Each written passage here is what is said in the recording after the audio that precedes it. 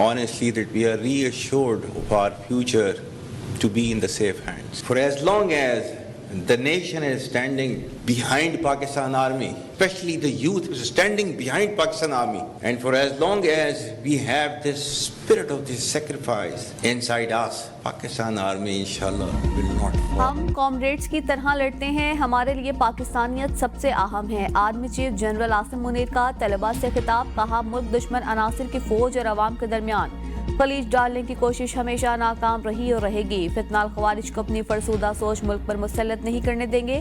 پاکستان کا مستقبل محفوظ ہاتھوں میں ہے۔ ریاست کے سامنے سرنڈر کرنے والے رحم کی توقع کر سکتے ہیں۔ اسلام نے عورت کو عزت دے کر آسمان تک پہنچایا۔ فتنہ الخوارج کون ہوتے ہیں اس مقام کو چھیننے والے؟ تمہیں یہ اختیار کس نے دیا؟ اسے کوئی نہیں چھین سکتا۔ ہم اس قسم کے گمراہ گروہ کو کبھی بھی اپنے ملک پر اپنی اقدار مسلط کرنے کی اجازت نہیں دیں گے۔ جب تک قوم خصوصاً نوجوان ساتھ کھڑے ہیں، پاک فوج کبھی نہیں ہارے گی۔ ہمیں اپنے مذہب، تہذیب اور روایت پر فخر ہے۔ خیبر پختونخوا اور بلوچستان کے غیور لوگ دہشت گردوں کے خلاف آہنی دیوار کی طرح کھڑے ہیں۔ نائب وزیر اعظم اور وزیر خارجہ اسحاق ڈار 18 فروری کو امریکہ کا دورہ کریں گے۔ ترجمان دفتر خارجہ کے مطابق اسحاق ڈار اقوام متحدہ کے سلامتی کونسل کے اعلیٰ سطح کے اجلاس میں شریک ہوں گے۔ سلامتی کونسل کا اجلاس چین نے اپنی صدارت کی مدت میں طلب کیا ہے۔ اجلاس کی صدارت چین کے وزیر خارجہ وانگ یی کریں گے۔ دفتر خارجہ نے بتایا کہ وزیر خارجہ سلامتی کونسل کے غیر مستقل رکن کے طور پر پاکستان کی ترجیحات کو اجاگر کریں گے۔ ترجمان کا کہنا تھا کہ اسحاق ڈار دورے کے دوران مختلف ممالک کے وزرائے خارجہ اور اقوام متحدہ کے سینئر حکام سے بھی ملاقات کریں گے۔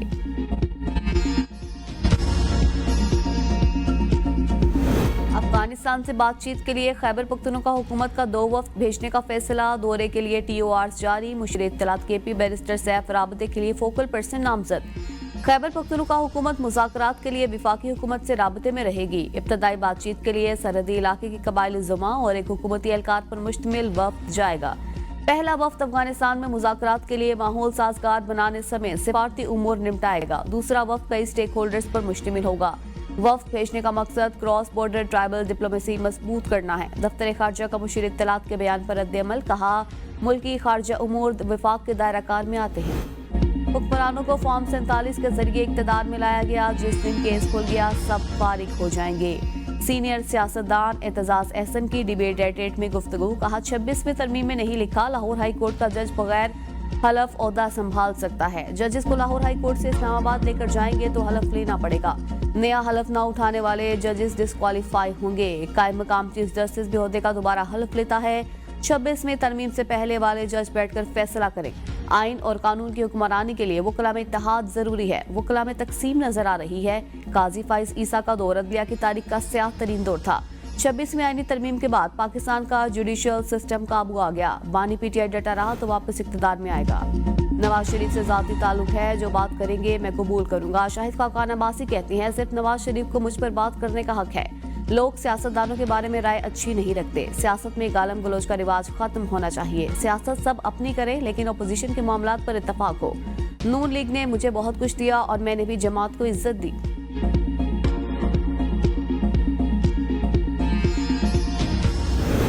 کراچی میں صوبائی حکومت کے وڈیروں جاگیرداروں کی بے حسی، ان کی مفاد پرستی اور ان کی بدترین بدعنوان حکمرانی کے نتیجے میں پاکستان کی مضبوطی، استحکام، سلامتی، بقا، دفاع سب داؤ پہ لگ رہا ہے کراچی۔ ایک لاوا پک رہا ہے جو کسی بھی وقت پھٹ سکتا ہے۔ ڈمپر جلانے کے پیچھے آفاق ہیں نہ MQM۔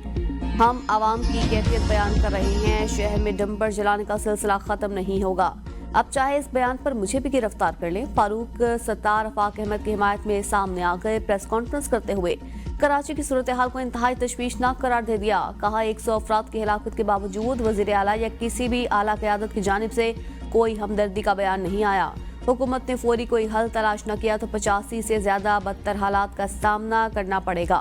فاروق ستار کی پیپلز پارٹی کی 16 سالہ حکمرانی پر بھی شدید تنقید، کہا حکومتی آڑ میں بدعنوانی، کرپشن اور بدترین حکمرانی کو فروغ دیا جا رہا ہے۔ صوبے بالخصوص MQM نے ہمیشہ لاشوں کو اپنی سیاست کے لیے استعمال کیا۔ شرجیل میمن کہتے ہیں فاروق ستار ذہن نشین کر لیں، الزامات سے ان کا قد اونچا نہیں ہوگا۔ फारूक सत्तार की हर्जा सराई बेबुनियाद झूठ और मुनाफिकत पर मबनी फारूक सत्तार पीपल्स पार्टी पर इल्जामात से कबल अपनी सियाह तारीख पर नजर डालें। कराची के अवाम MQM की तशद्दुद वाली सियासत के रहमो करम पर थे, अब MQM की धौंस नहीं चल पा रही। MQM फसादात को हवा देने की कोशिश कर रही है। लसानी फसादात, तशद्दुद, बताखोरी और टारगेट किलिंग मुत्तहिदा का वतीरा था।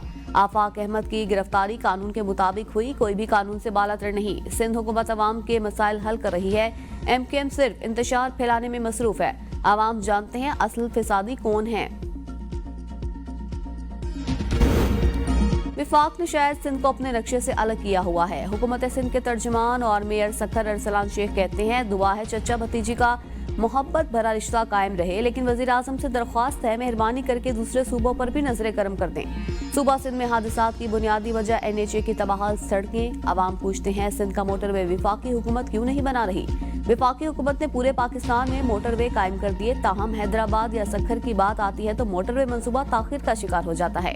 हमारी आईनी जरूरियात को पूरा किया जाए, मुश्तरका मुफादात काउंसिल का इजलास बुलाया जाए। विफाक पर बिजली 90 लाख बोगस यूनिट चार्ज करने का इल्जाम भी लगा दिया।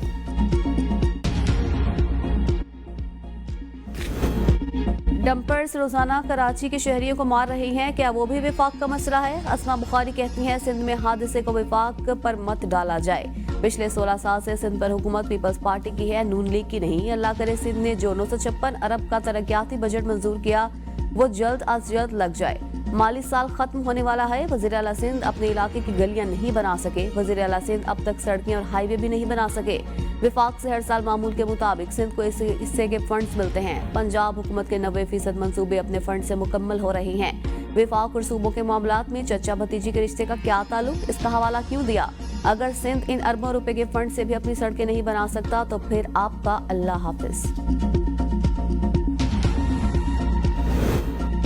कौमी असम्बली का इजलास आज शाम 5 बजे होगा। 17 निकाती एजेंडा जारी। इस्लामाबाद के देही इलाकों की सड़कों की खस्ताहाली पर तवज्जो दिलाओ नोटिस शामिल। इंसानी स्मगलिंग की रोकथाम एक्ट 2018 में मजीद तरमीम का बिल एजेंडे का हिस्सा। सेनेट से मंजूर इमिग्रेशन तरमीमी बिल, दीवानी मुलाजमीन तरमीमी बिल समेत दीगर बिल पेश किए जाएंगे। पंजाब में सुपर सीडर्स के इस्तेमाल से 1000 काश्तकारों ने चंद माह में 57 करोड़ 95 लाख रुपए कमा लिए। गंदम की काश्त में सुपर सीडर्स के जरिए 330 टन बीज, डीजल के इस्तेमाल में 48 करोड़ 62 लाख रुपए की बचत हुई। वज़ीर आला पंजाब को ब्रीफिंग। मरियम नवाज का सुपर सीडर्स के नताइज पर इजहार इत्मीनान। कहा ज़राअत में जिद्दत का ख्वाब हकीकत बन रहा है। लेबर कॉस्ट, वक्त, ईंधन की बचत से किसानों को बड़ा रिलीफ मिला। हमारा मिशन किसानों की खुशहाली, ज़राअत में जिद्दत और तरक्की है। पंजाब को जदीद ज़राई टेक्नोलॉजी का मरकज बनाना हमारा अज़्म है। सूबे के 93% काश्तकारों ने सुपर सीडर से काश्त पर गंदम के उगाव को बेहतरीन करार दे दिया। वज़ीर आला गिलगित बल्तिस्तान ने NFC अवार्ड के तहत बजट मांग लिया। हाजी गुलबर खान कहते हैं NFC फार्मूले पर फंड दें तो गिलगित बल्तिस्तान को 250 अरब रुपए मिलेंगे। हमने टैक्स वसूली का 80% हदफ हासिल कर लिया। लैंड रिफॉर्म्स के लिए कानून साजी की जा रही है। मादनियात के शोबे में भी इस्लाहात की। कीमती पत्थरों और दीगर मादनियात की कानकनी के लिए मकामी अफराद और कंपनीज को तरजीह देंगे। आवाम को सस्ती गंदम फराहमी के लिए सब्सिडी दी जा रही है। गिलगित बल्तिस्तान में अमन अमान की सूरत हाल मामूल के मुताबिक है। अमन खराब करने की साजिशों को नाकाम बना दिया। गुज़िश्ता साल 10 लाख सियाहों ने गिलगित बल्तिस्तान का रुख किया, जो इलाके की सियाहती अहमियत को जाहिर करता है। साल 2 साल में बिलावल भुट्टो वजीर आजम बन जाएंगे। पीपल्स पार्टी से बेहतर कोई जमात नहीं। दूसरी जमातों की लीडरशिप में वज़रा समेत अरकान असम्बली से हाथ मिलाते वक्त फिरौनियत की झलक नजर आती है। गवर्नर पंजाब सरदार सलीम का पिंडी घेप में अवामी इज्तिमा से खिताब। कहा दहशतगर्दी की जंग में पूरी कौम पाक फौज के साथ खड़ी है। पाकिस्तान कायम है तो ये मजबूत पाक फौज की वजह से है। बारिश न होने से मुल्क में खुश्क साली। रावलपिंडी में जेर जमीन पानी 700 फीट नीचे चला गया। वासा ने शहर में वाटर इमरजेंसी नाफिज कर दी। पानी के ज़िया पर 2 शहरियों के खिलाफ मुकदमा दर्ज। मजीद मुकदमात का भी फैसला। MD वासा के शहरियों से पानी एहतियात से इस्तेमाल करने की अपील। सलीम अशरफ कहते हैं खुश्क साली के बाइस दस्तयाब पानी की तकसीम मुश्किल हो गई। फरवरी और मार्च में बारिशें न हुई तो पानी का मसला संगीन हो जाएगा। खानपुर डैम की भल सफाई के बाइस 22 फरवरी तक पानी की सप्लाई मुअत्तल रहेगी। पानी की कमी के बाइस पंजाब में गंदम की फसल मुतासिर होने का खदशा। गंदम को इस वक्त पानी की अशद जरूरत है। एक तरफ तो बारिशें नहीं बरसी और दूसरी जानिब भल सफाई के लिए नहरों की बंदिश के दौरानिये में इजाफे से नहरी पानी भी दस्तयाब नहीं। खुश्क साली का मुकाबला करने के लिए कई इलाकों में किसान निकासी आब के नालों से खेतों को सैराब कर रहे हैं। زرعی ماہرین کا کہنا ہے درجہ حرارت بڑھنے کے ساتھ گندم کی فصل کے لیے پانی کی ضرورت بڑھتی جا رہی ہے۔ نہری پانی اور بارش نہ ہونے کے باعث کسان ٹیوب ویلوں سے کھیتوں کو سیراب کریں۔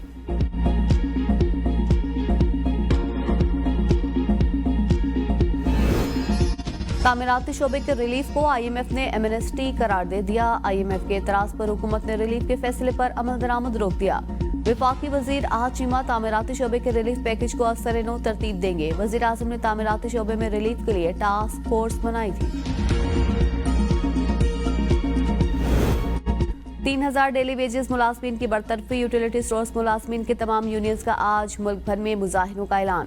اسلام آباد زونل ہیڈ آفس کے تمام ملازمین ہیڈ آفس کے سامنے احتجاج کریں گے۔ ملک میں پریس کلبز کے سامنے احتجاجی مظاہرے کیے جائیں گے۔ ورکرز الائنس کا کہنا ہے اگر فیصلہ واپس نہ لیا گیا تو آج آئندہ کا لائحہ عمل دیا جائے گا۔ اسلام آباد میں مطالبات کی منظوری تک دھرنا دینے کا بھی اعلان کیا جائے گا۔ برطرفی سے دل برداشتہ ہو کر ایبٹ آباد کے ملازم جنید قریشی نے خودکشی کر لی۔ جنید قریشی کا خون رانا تنویر اور یوٹیلیٹی اسٹورز انتظامیہ کے سر پر ہے۔ ملی میں جیکا گلی بازار کو خالی کرانے اور اس کی ریماڈلنگ کے خلاف تاجروں کی دوسرے دن بھی مکمل شٹر ڈاؤن ہڑتال۔ تاجر رہنماؤں کا کہنا ہے بازار کو کسی صورت ختم کرنے کی اجازت نہیں دی جائے گی۔ تاجر اپنے حقوق کے تحفظ کے لیے آخری حد تک جانے کا فیصلہ کر چکے ہیں۔ اگر ہمارے حق پر ڈاکہ ڈالا گیا تو غیر معینہ مدت تک ہڑتال جاری رکھی جائے گی۔ انتظامیہ ہوش کے ناخن لے اور ہمارا معاشی قتل بند کیا جائے۔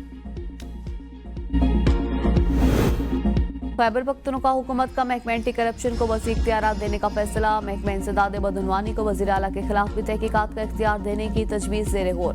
نئے قانون کے تحت محکمہ اینٹی کرپشن کے دائرہ اختیار میں ارکان اسمبلی اور 21 گریڈ تک کے سرکاری افسران کے خلاف بھی تحقیقات اور کارروائی کی جا سکے گی۔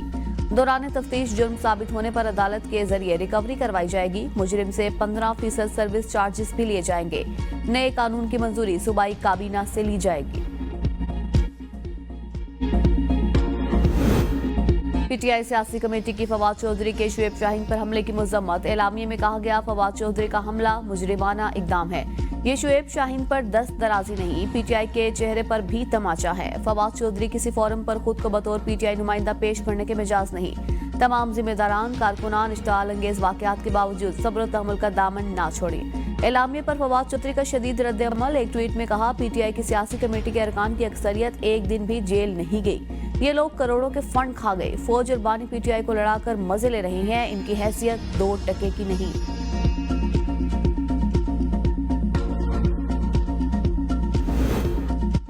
بانی پی ٹی آئی کی سیاست نے ملک کو بہت نقصان پہنچایا۔ کیپٹن صفدر کہتے ہیں خیبر پختونخوا میں ناکام حکومت کی وجہ سے عوام کی محرومیوں میں اضافہ ہوا۔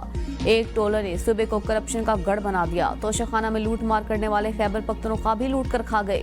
نواز شریف کی بیٹی مریم نواز ملک کی خدمت کر رہی ہے۔ مسلم لیگ نون کا ہر کارکن نواز شریف کا فخر ہے۔ قائد نواز شریف کی قیادت میں پورے ملک میں تنظیم سازی کریں گے۔ مسلم لیگ نون کے ہر کارکن ہر دور میں استقامت کے ساتھ کھڑا رہا۔ حکومت تنخواہ داروں سے ٹیکس لیتی ہے مگر سرمایہ داروں نے 4 ارب ٹیکس نہیں دیا۔ حافظ نعیم کہتے ہیں حکومت اپنی ذمہ داری سر سے اتار رہی ہے۔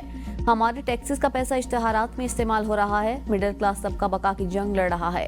5 سے 15 سال کے 1 کروڑ بچے اسکول نہیں جا رہے۔ نوجوانوں کو مفت تعلیم کی فراہمی حکومت کی ذمہ داری ہے۔ حکمرانوں نے تعلیمی نظام کو 2 حصوں میں تقسیم کر دیا، ایک سرکاری اور دوسرا پرائیویٹ تعلیمی سیکٹر ہے۔ 40% لوگ خطے غربت سے نیچے زندگی گزار رہے ہیں۔ پاکستان فلسطینی بھائیوں کی مدد میں پیش وزیر اعظم کی ہدایت پر پاکستان سے غزہ کے لیے 24ویں امدادی کھیپ مصر پہنچا دی گئی۔ امدادی سامان میں خیمے ترپالیں شامل۔ پاکستانی سفارت خانے کے حکام نے امدادی اشیاء مصری ہلال احمر کے حوالے کی۔ پاکستانی سفارت خانہ قاہرہ کے مطابق این ڈی ایم اے کی جانب سے 55 ٹن امدادی سامان غزہ بھجوایا گیا۔